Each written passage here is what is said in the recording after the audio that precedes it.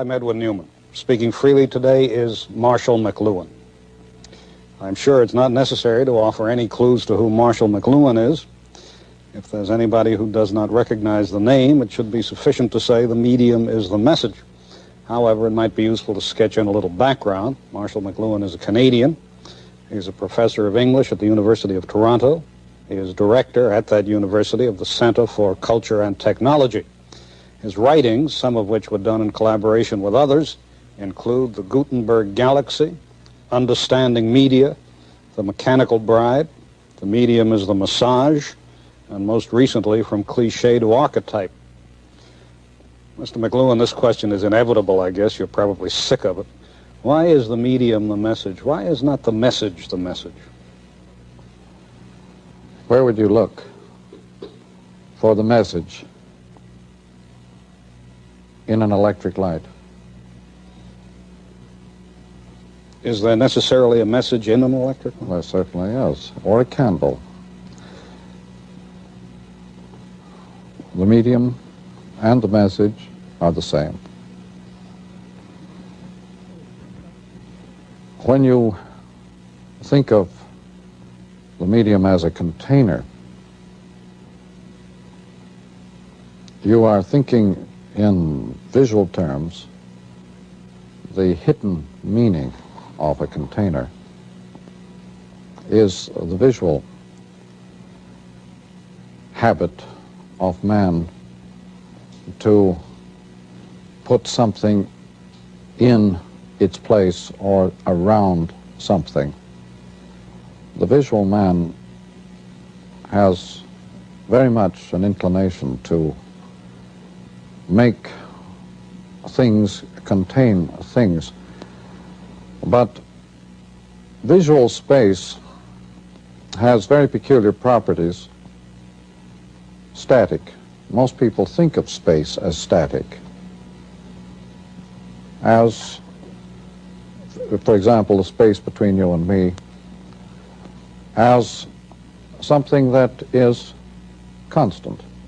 That is, between you and me there are so many inches or so many measures, and that those are the same no matter who's sitting there. To a pre-literate man, space has no static properties at all. They're entirely determined by the people or things that are involved in the spatial relationship. So that a person is thought of as creating his own kind of space and not as being inside space. The pre-literate man, the man who lives more by ear than by eye, does not think of himself as being in space at all. There's a delightful little illustration of how pre-literate people, children, feel space. A child on his first airplane flight said, as they took off and climbed higher and higher, he said, "Daddy, when do we start to get smaller?" Now, this is a true and happening, and it has the immediate feeling of the natural, authentic child observation about space. To an adult, it seems perfectly obvious that the static space in which people are contained would remain the same, and that the people in that space would remain the same. In point of fact, this is an illusion on the part of the adult.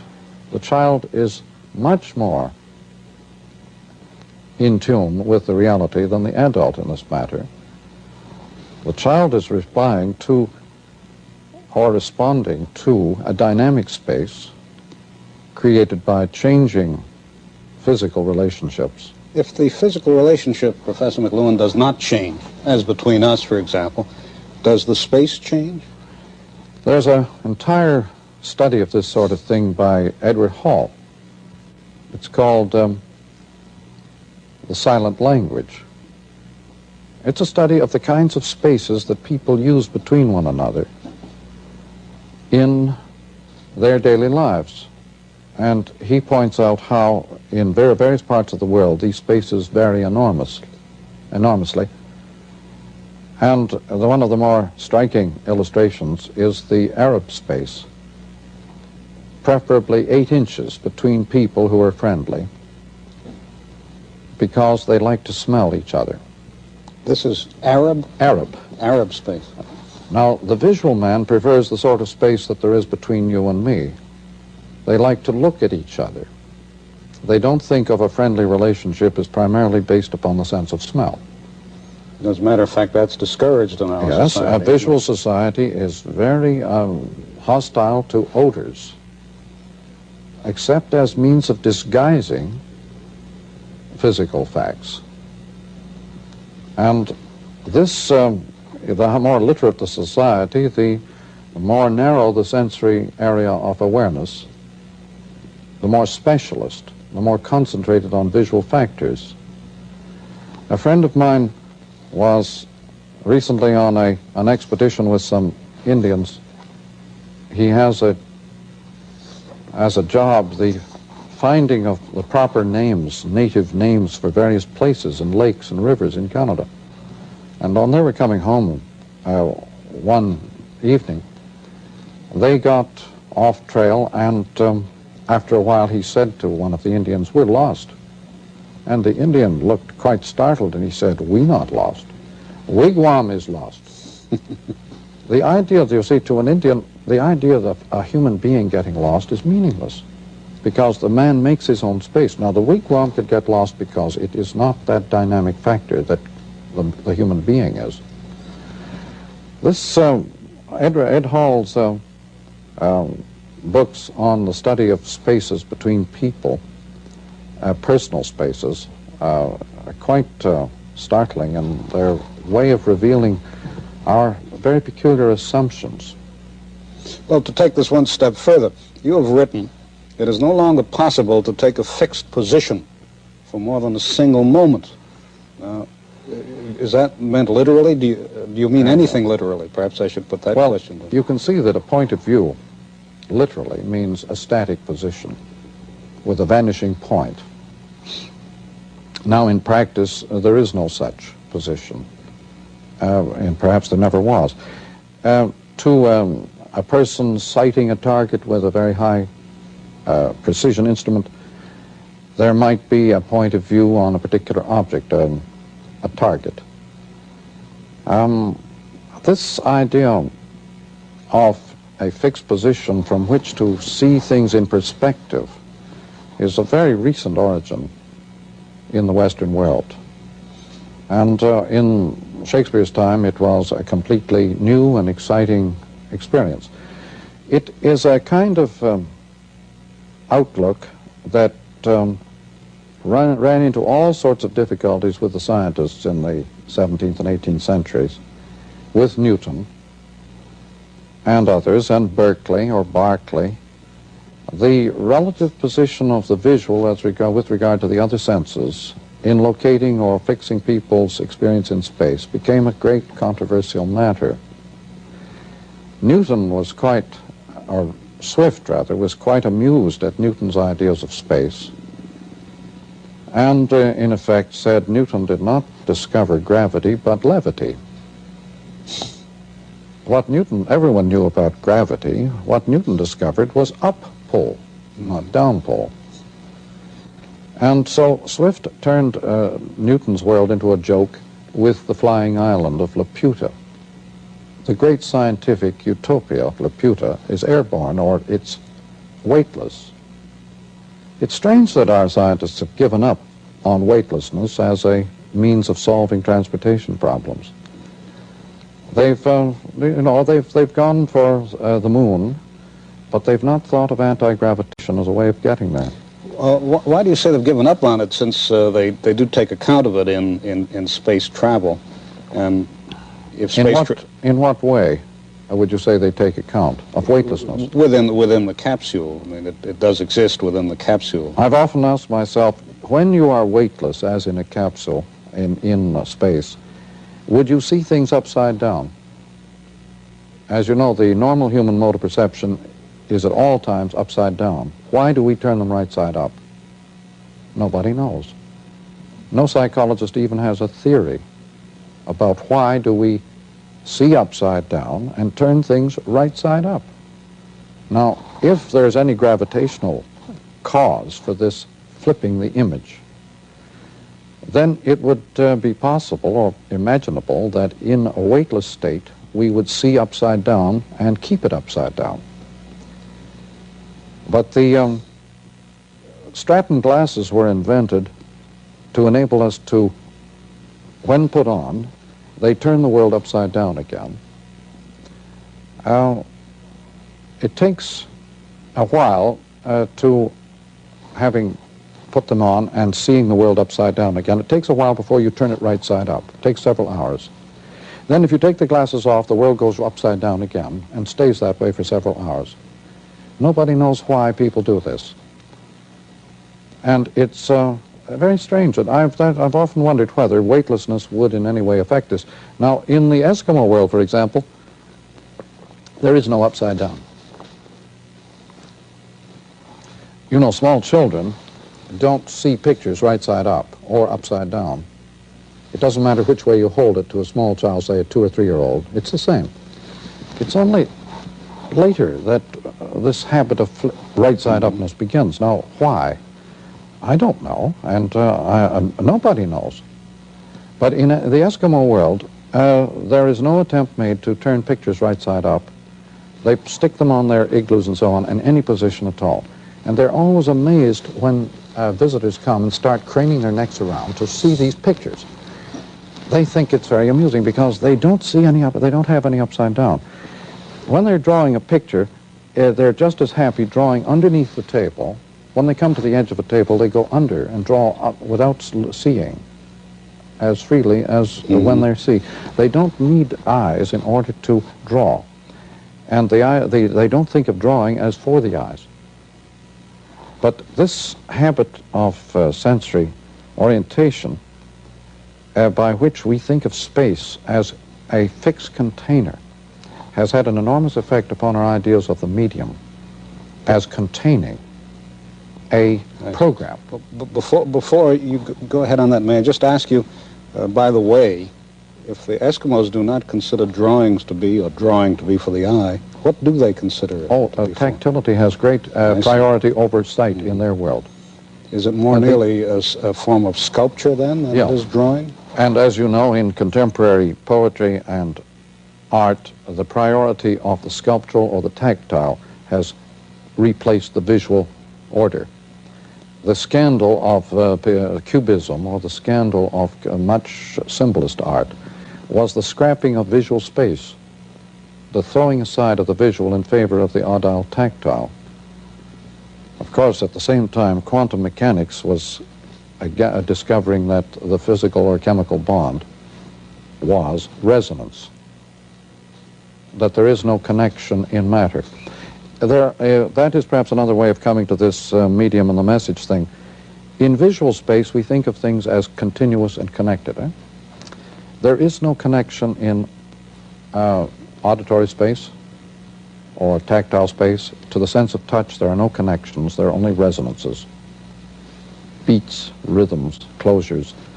And to smell, to all the other senses, kinetic movement and so on, there is no continuity, no connection, only discontinuity. And this idea of the visual man, the Euclidean man, that space is continuous and uniform and connected, does not apply in the electronic age to any of the senses except sight. And under electronic conditions, even the visual has lost that continuous character. Under especially television conditions, it becomes once more a mosaic, a collage of resonant dots, spots. Are you, Professor McLuhan, seeking to approximate that in any way when in your book or your books you have the chapters readable in any sequence? That they don't have to be read 1, 2, 3, 4, 5, 6, and so on? That, in this particular book, the Cliche archetype, was the result of having simply created a file of chapters alphabetically and having noticed that they had a kind of dynamic pattern or logic from the absurd to theater. The first chapter was absurd and the last chapter was theater. And it seemed that the intervening order was also a dynamic one. This is the way the book had grown. And so we just hit upon the idea of retaining it as a pattern of growth. The idea of pattern recognition, one of the peculiar new awarenesses of our time, is the result of speed up. When things move very quickly, their pattern or form of them appears very plainly. Whereas when things move very slowly, it's not so easy to see a pattern. This has something to do with a lot of the confusions of our world. When people who had previously been quite content in a fixed position in a job or a career are suddenly confronted with very fast-moving situations where they can see overall patterns, they suddenly become very discontented with their place, their fixed position. So the dropout is a normal kind of response to pattern recognition. This is the global village that you... No, but I mean, in all aspects of our society, the people who are dropping out right, left, and center are people who suddenly have seen a pattern in their lives. Instead of just a fixed position, visually oriented, everything in its place, a place for everything, a classification, a job, people suddenly want to be involved in more dynamic patterns. For example, a talk show is an example of this new need or demand for involvement in dynamic situations in which two people begin to inquire of each other in such a way that both of them can make discoveries about the other. Now, is there a need on the part of the viewer for that? The viewer can participate more fully in such a dialogue than he can in just listening to a packaged delivery. Packaged material, whether it's in the advertising world or in the educational world, is no longer acceptable. The consumer status has been greatly downgraded. We live in a world in which the consumer habits have been yielding steadily to producer involvement. And so the TV audience acts now as a producer. Had you ever thought of the instant replay in football as creating a totally new form of audience participation in the dynamics of a game? Well, I don't quite see how the instant replay enters into the dynamics of the game. Well, it very much concerns Cliche to archetype. That's why I've circled around to it. Yes, I've noticed that you say that. In fact, I think I've outlined it. In, yes, well, it isn't really an outline of the book. It's an outline of these themes as they appear in many situations outside. But in an instant replay, in effect, you say, let us stop this action, halt it, arrest, hold it.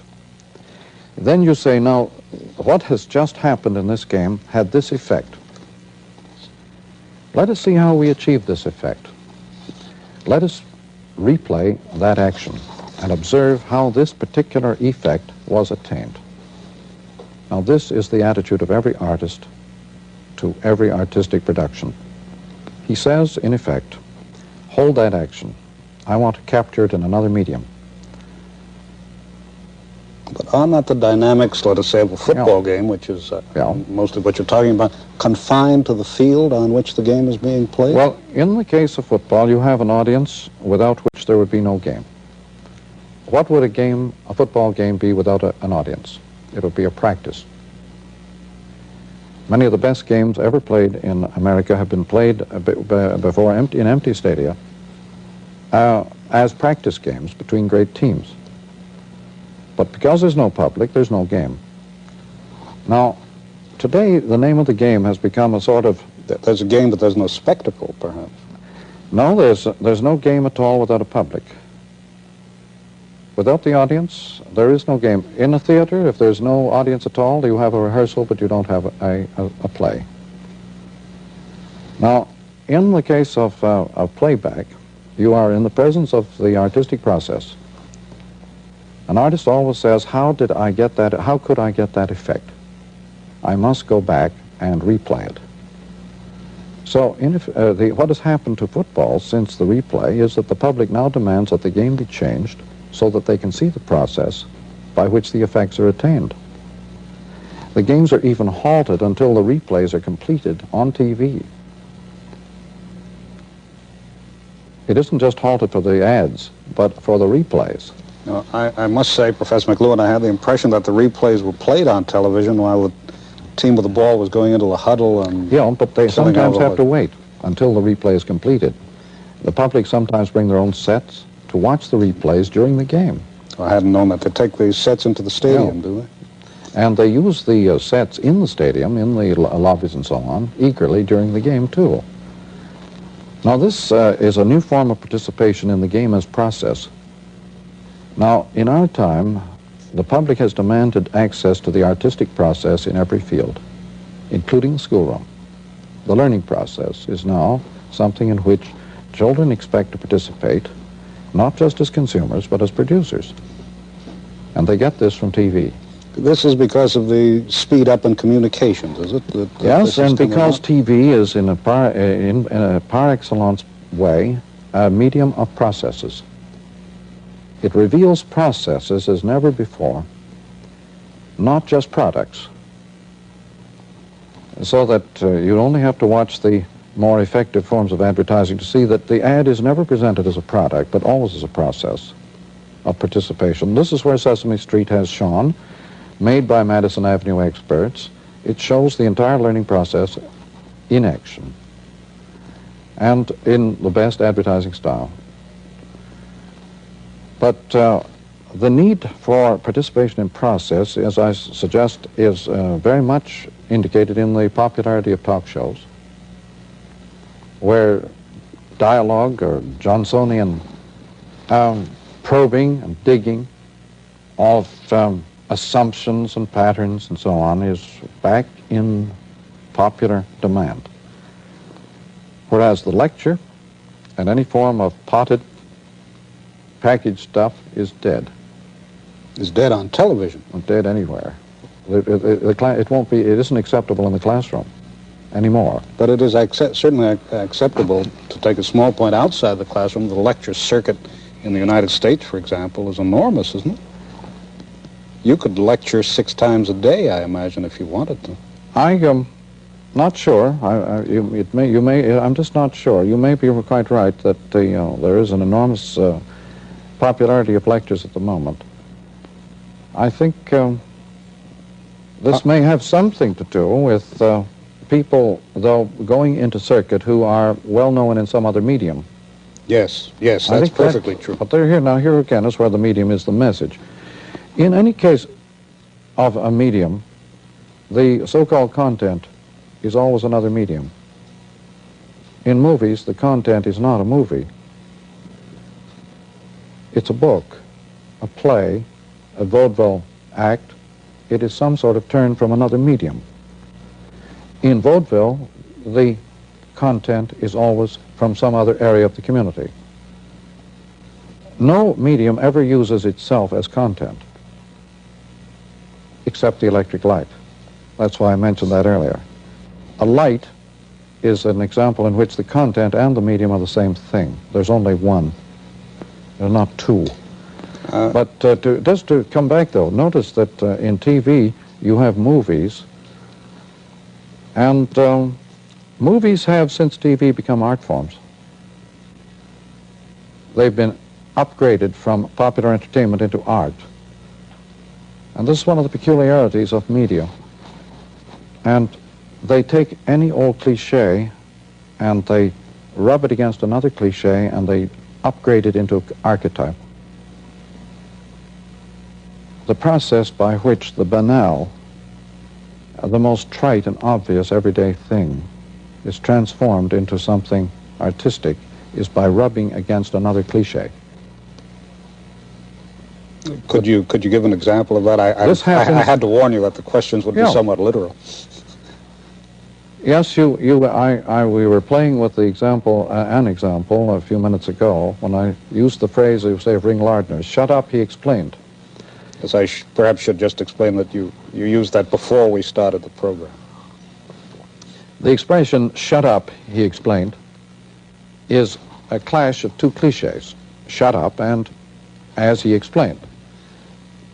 Both are banal and ordinary gestures, as we use in such expressions as, well, anyway, now, or anyhow. These gestures of endlessly repeated kind gradually accumulate a huge charge of human experience from many, many situations. When they are rubbed against another cliche, they flash out all this energy that's in them.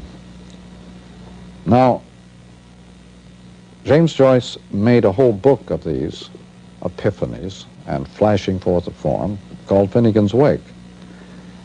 And the title itself is one of these rubbings of cliches together. Finn, the Finn cycle, the Finnegan, and Finnegan, Michael Finnegan. The old song about he had whiskers on his chin again, long came the wind and blew them in again, poor Michael Finnegan, begin again.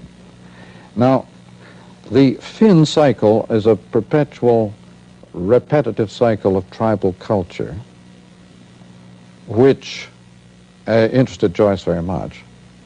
But the Finn, when played again and again, revealed a consciousness that was awake. So by rubbing the Finn again against Finn and rubbing the tribal cycle against itself, Joyce got awake out of what had been a tribal sleep. And his theme was that our modern world is going back into the Finn cycle, but wide awake. The world of Jung and Freud is the world of the unconscious. Now, in tribal society, there is no unconscious. It's only the visual man, the highly literate man, who carefully stuffs things into his unconscious. The tribal man has everything up in his consciousness. This is the result of print, the result of the alphabet and the result of print. Well, but I'm saying the tribal man, long before printing or any form of writing, tribal man lives corporately, not privately, in a world of consciousness that includes everything we call subconscious. Now, in the electric age, the private man has been scrapped. Corporate man is back. Again, I'm not talking about ideals. It's simply that at high speeds, the private outlook of the private individual with his personal point of view is scrapped by virtue of the speed up of electric information which goes totally around him. As electric man goes inside this resonating envelope of information, he joins this subconscious world that had previously been created by ages of private consciousness, and the gap between the private and the collective consciousness ends. It's like the gap in the world of the satellite. The rim spin of the satellite around the planet has ended nature by putting the planet inside as the content of a medium of satellites. Now, when you put the Earth inside a man-made environment, the Earth becomes an art form, and nature is over. Ecology is born.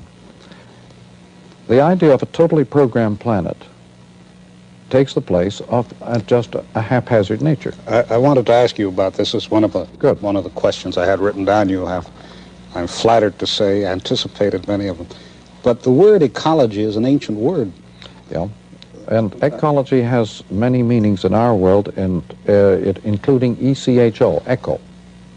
It's a world of resonance in which everything happens at once. Everything bangs against everything. An ecological world is a world of echo land. It's a world of simultaneous resonance in which people instinctively feel that everything affects everything. But the original meaning of ecology in its Greek origin is not very clear, is it? The ekos is not a very simple etymology. If you've had a dig into the etymology of ecology, you'll find that it's not by any means plain. And it's a nice echo word, and it's a nice resonant pun word. It's takes you into a space where there can be more than one meaning simultaneously and contradictory meanings. When you move into a world of contradictory simultaneous meanings, you're in the world of puns. Of which you are very fond. Well, puns are simply ways of seeing more than one side, or hearing or taking more than one side of a thing at a jump. It used to be done in terms of the Irish bull. You never hear any more about the Irish bull.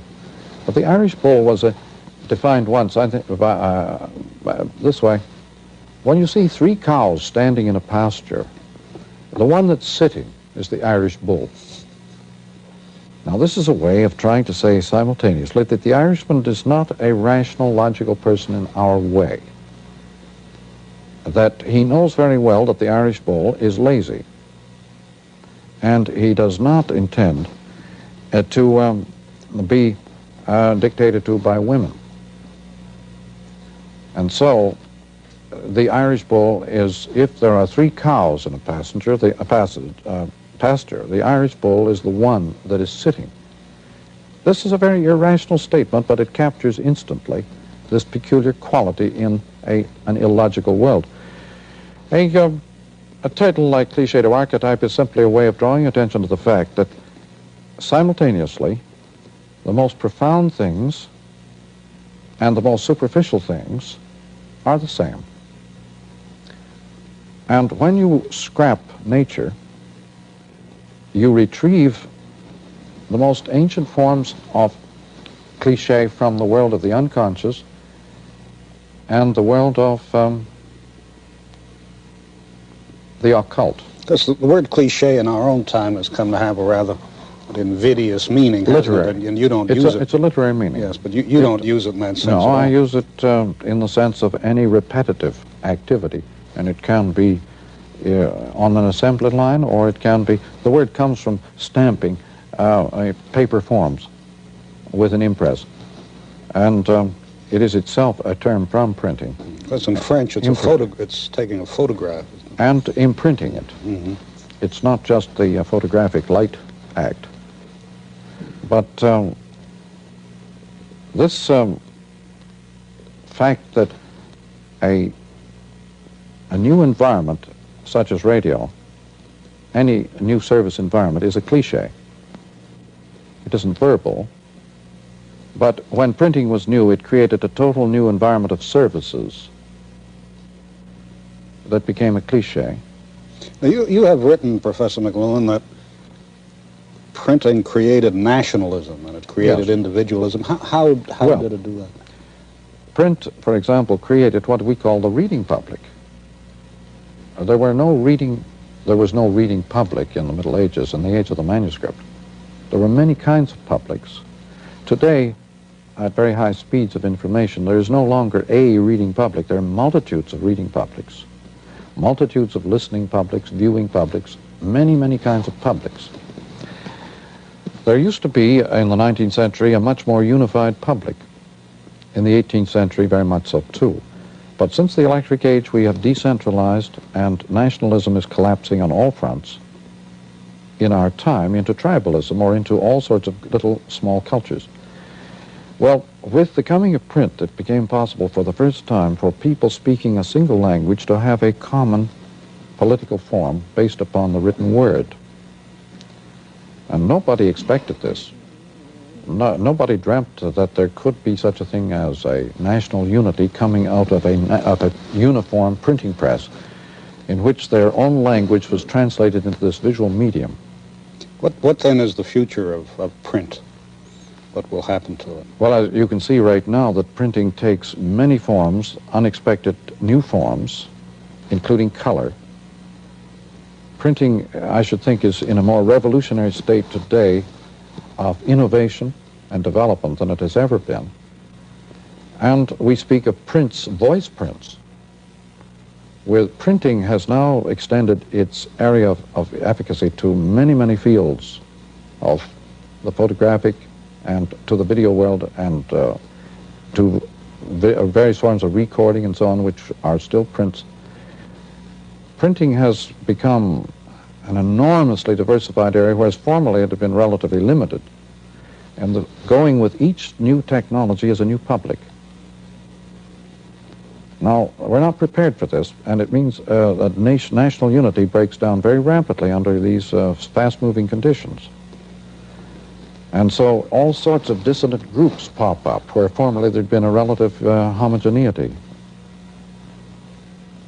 Now, this is not necessarily good, and I think it may well be that people will anticipate many of the consequences of innovation in the future and say no.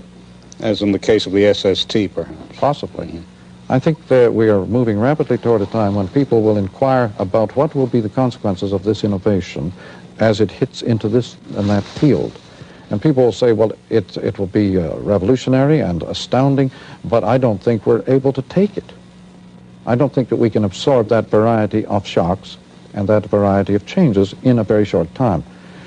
Most people take a long while to adjust to quite simple changes. And when invited to readjust their entire lives every few years to very vast changes, people tend to fall apart. The loss of private identity under electric conditions has created dropoutism on a fantastic scale. May I ask you a point on that? You have written, spoken of electric circuitry as the first new tool in 1,000 years. Am I quoting you correctly? I don't recall exactly where that might have been said. I think it's probably defensible as a position. Although this electric circuit has created a vast number of new tools related to many other fields. That is, without the electric circuit, we wouldn't have dentistry as we know it. And when you think of the number of services related to that circuit, it doesn't limit the circuit to being a single or simple sort of tool. The circuit as an instrument, a technology, is in a very ambiguous state in scientific quarters. Most people think of a circuit as something that moves, but the scientists are by no means sure of what moves, if anything, in electric circuits. There may be fields that form here and there in the circuit. There may be new patterns and postures of particles, but whether anything actually moves, I think, is in great doubt. This is another example of the visual man thinking of connected movement as inevitable. Our scientists are still inclined to make visual models of light particles and particles that move at the speed of light, for which no visualization is possible. But this is the bias of a highly visual culture. I think our youngsters today, they're coming up through the rock and roll division, are totally devoid of any need to visualize. I know you're not in the habit of making, what are called value judgments. You merely try to explore, as you've said. But you hinted a moment ago that perhaps all innovation wasn't good and could be resisted. I myself am rather impressed by the limits of human beings in their powers to cope with innovation. And I really think you'll find, if you look back in human history, that most innovations were killed off at once, at birth. It is possible successfully to resist innovation, is it? It's very strange to... I have encountered over and over again the assumption in my readers that anything I describe I must approve of. If it is there and if it is happening, it must be good. Otherwise, they wouldn't know how to value it. Is this an evolutionary idea of progress? That any change is part of evolution and must be progress? I wonder. I'm really baffled. I don't pretend to know the answers, but I've been called, for example, I make my living, as it were, and my whole vocation out of the book. I've been called the enemy of the book because in the Gutenberg Galaxy, I describe how the book is being changed and modified by electric technology, perhaps superseded. I don't consider this a desirable thing, but the mere fact that it's happening seems to occur to many people as value judgment. I'm baffled. Perhaps some of your audience will offer some explanations of why people would tend to assume that anything that happens in the way of innovation or development must be to our advantage. Is there some kind of religious belief implicit in that, do you I think? don't know, although Lynn White, strangely enough, in his book Machina Ex Deo, the idea of technology as born of God himself, argues, and as far as I know he's the only person who does, that it is Christianity alone that has made technology possible in our Western sense, that only a very optimistic view of man and his development would have permitted the kinds of extreme innovation that we have developed in, say, the past 1,000 years. That his view is that medieval technology, which is the beginning of modern science and so on, could only have been possible under the extreme optimism of Christianity, that all pagan cultures would have frowned upon it very early. This has something to do with the belief in the perfectibility of human nature, I suppose. Partly perfectibility, also the idea that man deserves to be relieved from all the burdens possible by his own powers. Any of his powers are good. Anything he can do with his own powers to make life more livable is good.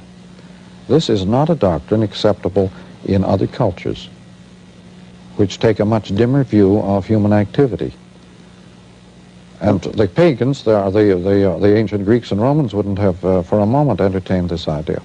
I'm very interested, Professor McLuhan, to hear you say that innovation is resistible, because most of us, as far as our educations have gone, given the example of the smashing of machines and mills and that kind of thing, which didn't stand in the way of the Industrial Revolution, for example.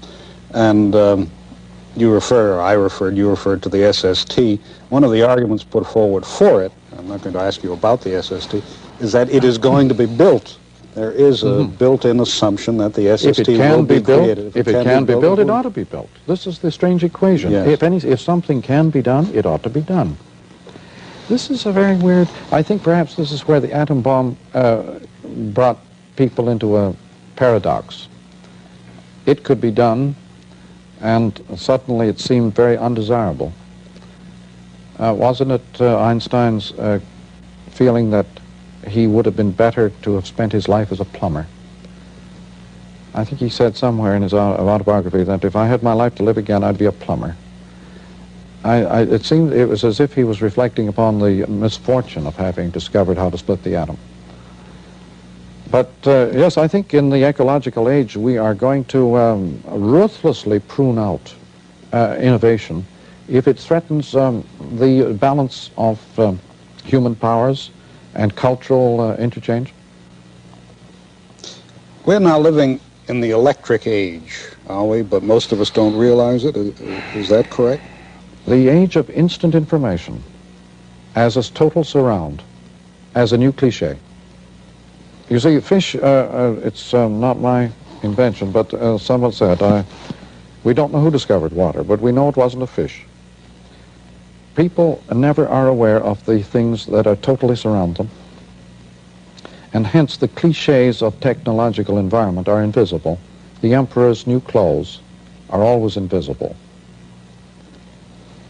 except to little children or kibitzers of that type who are outside the game. who come in from outside the culture and are not prepared to accept its assumptions, perceptually or otherwise. So today, there isn't any game at all that doesn't have kibitzers coming in from outside the game, from other cultures. And so this is perhaps one of the causes of our self-awareness. When you have a surround of instant information, which is electric information, you have a situation surely unknown to human beings in any previous age. It means the end, for example, of subjects. When you have instant access to all information simultaneously, you can't have subjects. Children know this instinctively in the schools. You can't have jobs. You can only have roles. A job is a specialist activity with a fixed boundary, and in a resonant, simultaneous world of auditory space, you cannot retain these fixed boundaries. So jobs are out. People prefer role-playing. There is, by the way, this might, since there's a movie coming along called Cromwell, it may have some bearing. Cromwell, in relation to Charles I, represented the application of the new print technology to military affairs, his Ironsides. And he had no trouble scrapping the old royalty, but he was unprepared for the retrieval. It's one thing to scrap, turn into camp or old hat, some recent thing, but usually when you scrap something recent like that, as print did when it scrapped the scribe and the scholastic philosopher, there's always another kick or flip, a retrieval, a sudden return of something long forgotten. It happened with us electrically with the coming back of horoscopes, ESP, and the occult. In the age of Cromwell, what came back with the destruction of monarchy was the saint. The royal martyr was transformed into a saint. And the highly religious society of Cromwell's time, Puritan society, was not prepared to entertain a royal martyr, a sudden retrieval from primitive Christianity. Well, could that have been avoided if the king's head had not been cut off? Was that a practical matter? Or I don't know. I've never heard the matter raised before. But, you know, Hamlet was somewhat in this position. One of the reasons why Hamlet, Fortinbras, the strong man, comes marching on the stage, poor Hamlet, he was an ideal prince, but medieval style. Loyal, devoted, and fun-loving, an actor, loving the profession of acting and the games of acting, but utterly unprepared for the serious, grim business that Fortinbras and his efficiency experts were bringing onto the scene. Hamlet was suddenly out of a job with the print. Not Wittenberg, but Gutenberg finished off Hamlet. He was scrapped and thrown on the junk heap by Fortinbras, the Cromwell of his time. The idea of marching in even rows was a startling and innovation of that time, an irresistible thing. Even in Napoleon's time, it was considered a radical to drill men on the field in rigid rows in marching in uniform patterns. Napoleon laid planks, I've been told, on the field so that his yokels could march in straight lines, because it's not natural to march in straight lines in sequence. And he tied the legs of his men together 18 inches apart so they could march uniformly. This turning a group of men into a machine, an irresistible, uniform, repetitive machine. This is what Cromwell discovered. And the turning of society into a great machine of repeatable replaceable parts was the Gutenberg thing as it was extended to the military and so on. But that is going now. It is going, and in place of that you have the guerrilla. Mm-hmm. Helped along enormously. The guerrilla fighter, he may invade this studio at any moment to report or resist some outrageous thing said on this program. It's happened recently, as you know, in some of the talk shows. Well, he can't do it here because we're cleverly evading that by taping this in advance. But I suppose the principle is the same. I suppose what is different in our time in particular is the idea of the urban guerrilla, isn't it? Yeah. And we've had some strange examples of it up in Canada. But the sudden discovery of anonymity within the city, and in Quebec, the captors of Mr. Cross lived in the same house with the police on another floor and remained totally invisible for 6 weeks. Should this not, under the theories you've been setting out, disappear as we begin to lead this more corporate life that you've talked about? Should not the anonymity, the cutoff, should they not disappear? Anonymous is a strange thing. I'm just thinking about the peculiarities of anonymity. Siegfried Gideon has a wonderful chapter on anonymous history in Space, Time, and Architecture, in which he explains that all the things we do absent-mindedly, without any special awareness of their full intent, these are the things that create environments that, in effect, are anonymous history of our own inner lives. That just as we record the history of our inner lives on our faces, so corporately we record the history of our lives and our motives in the anonymous objects of the environment.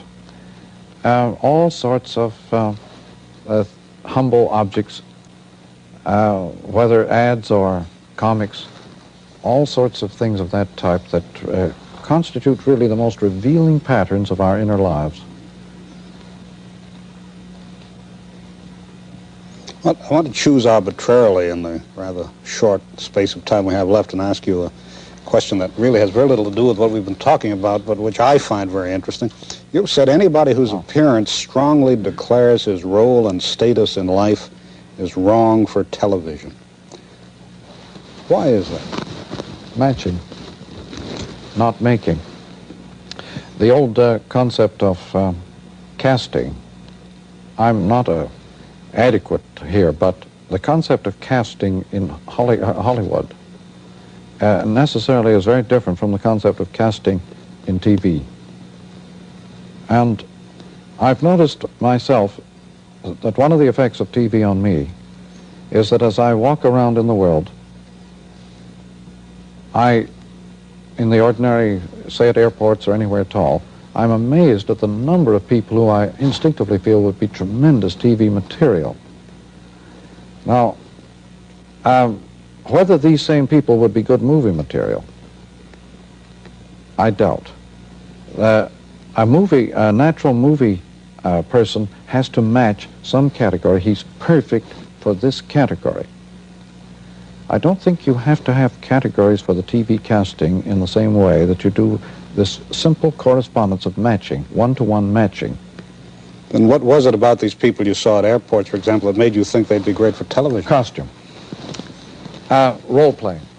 Today, the airports and our airplanes and our business world, our streets are full of festive, role-playing people in festive mood, going about their everyday lives as if they were medieval characters, with strange and unexpected hairdos and wonderful colors in their clothes and garments and patterns in the same.